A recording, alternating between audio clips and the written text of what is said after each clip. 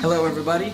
Today I want to talk about an American classic, the grilled cheese sandwich.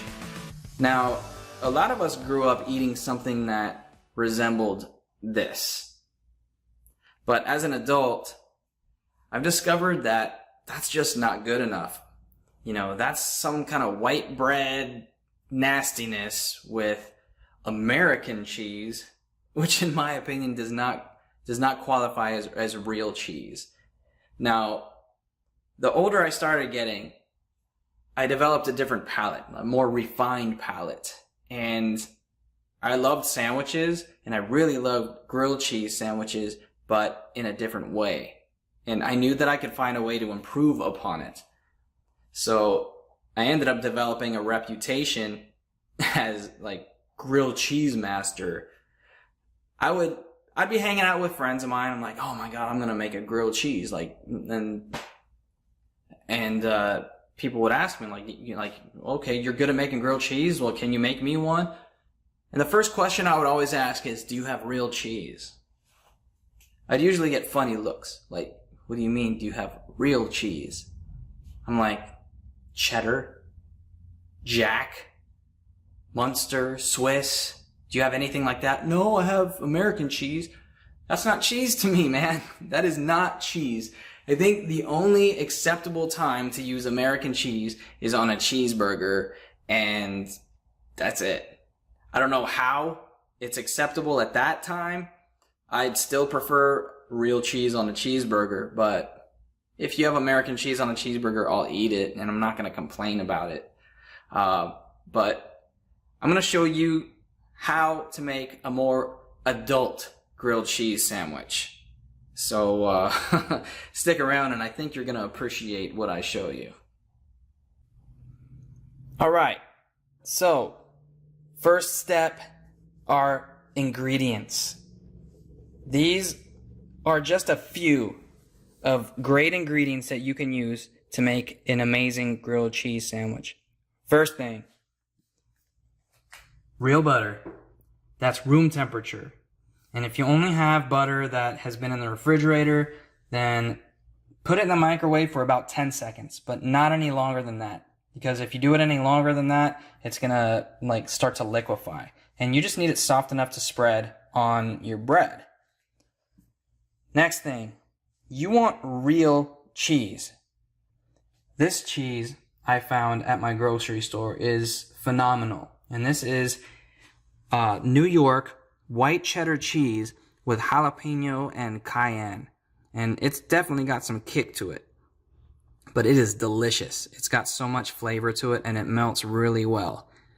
Next thing, I always put some kind of deli meat on my grilled cheese sandwich. I can't just have cheese on a sandwich. You need some kind of protein. And so I got some deli turkey here. If you can get turkey from your actual deli, it would be better, but this is just the packaged stuff. Next thing, bread. I don't like using some thin white bread stuff. You know, I like using rye. Rye bread, especially with the seeds in, is one of my favorite types of bread. Pumpernickel is also really good. Multi-grain bread, also good. I just don't like using white bread for my grilled cheese sandwiches. And then tomato. It gives it another level. It gives it some texture that you can bite into. Okay, and the last step is a good non-stick pan. So let me show you what to do next. Alright, so first step. You want to take your butter, and I'm going to split this in half. And the reason why you want it room temperature is because look how much easier it is to spread. Nothing is worse than using cold butter or cold margarine and trying to spread it on bread or toast, and all it does is just tear the bread apart. And it does no good for you. So get these 2 slices of bread, nice and coated, and you only need a thin layer. Like, you don't need a whole ton of butter. I think I used about a tablespoon and a half for the 2 slices.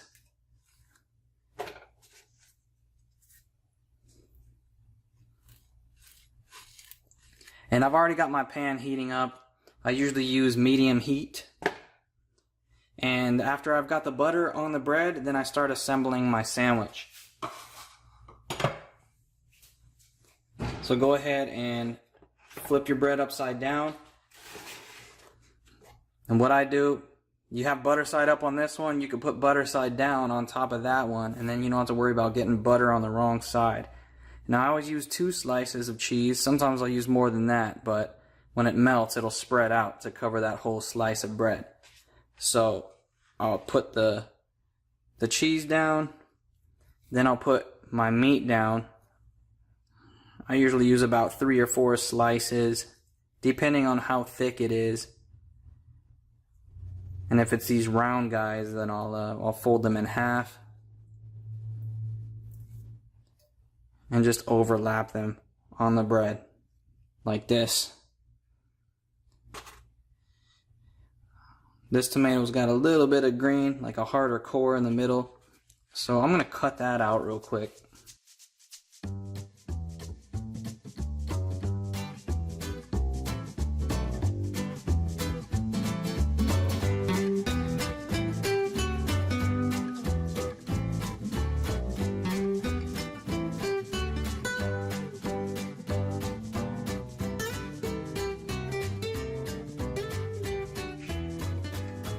It usually helps to have more of a ripe tomato, and this was good. It just, had that little bit of green in the middle of it that I needed to cut out, but you have a good ripe tomato, then you shouldn't run into that problem.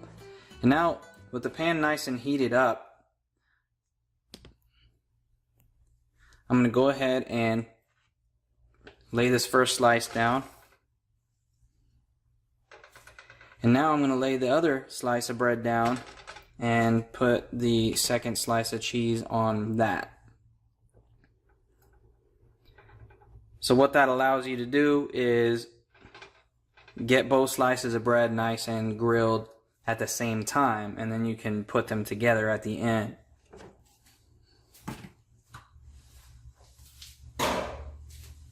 And now what I want to do is I want to go ahead and salt and pepper the tomato real quick while this is cooking.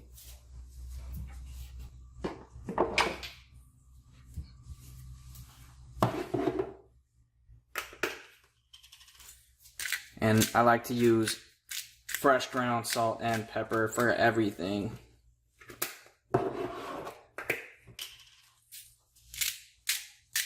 In my opinion, it makes all the difference in the world. And what I'm going to do is I'm going to let this go for a little while. It should only take a few minutes before the cheese starts to melt. And usually by the time the cheese melts, it's nice and golden brown on the bread. So I'll speed up this part and then I'll show you what it looks like when it's done.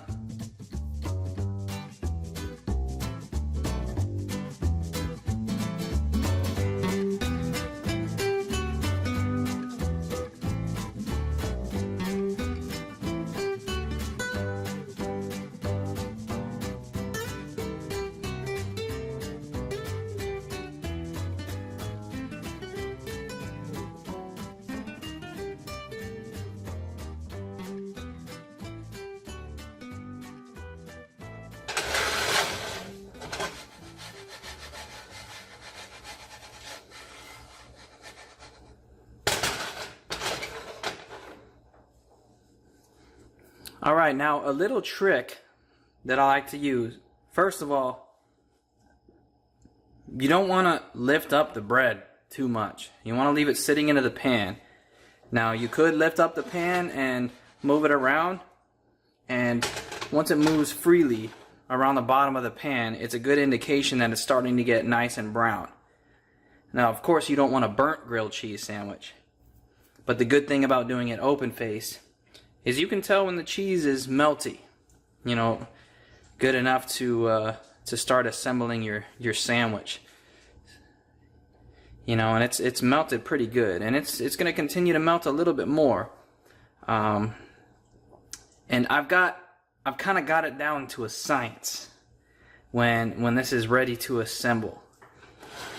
And if you look at the way the bread bends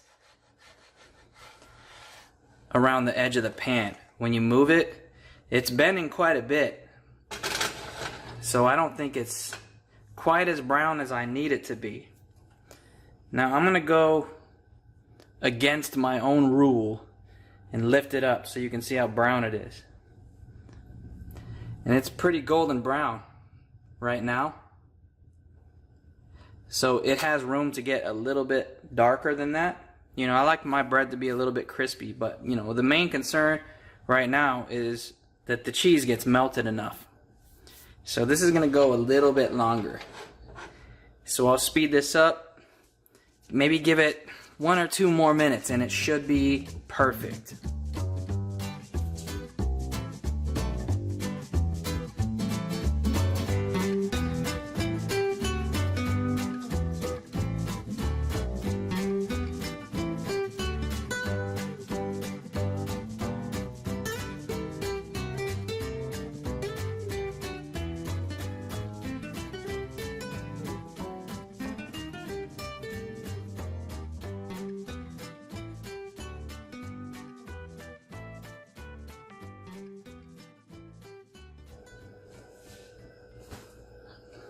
Alright, that's starting to look really good. So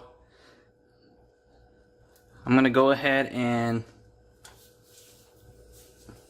flip that onto this. And I'll grab a spatula and put it onto the plate.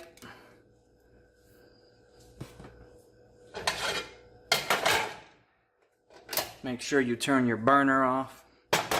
Now I'm going to cut this in half.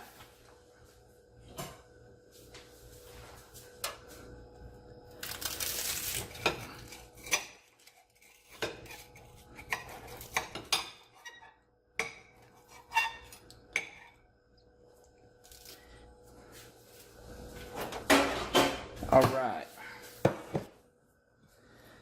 Now, sometimes you want to wait for it to cool off a little bit, but I get pretty impatient when it comes to food. So I'm going to bite into it right now.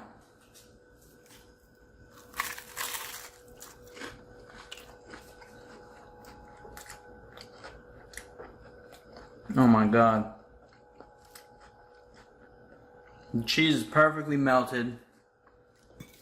You can really taste that salt and pepper on the tomato, and it gives it that nice fresh flavor.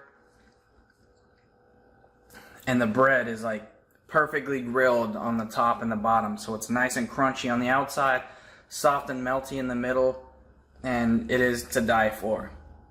Now, if you want some additional tips, sometimes I'll even add a fried egg to my sandwich. Sometimes I'll add a slice of caramelized onion to the sandwich, and that just adds a whole nother dimension to it. And it is absolutely delicious. Hope this was helpful, and I'll see you guys in my next video. Take care. If you're enjoying my videos, don't forget to subscribe right here. Also, you can follow me on Twitter, Instagram, and Facebook so you can share it with your friends. Thanks again, and I'll see you next time.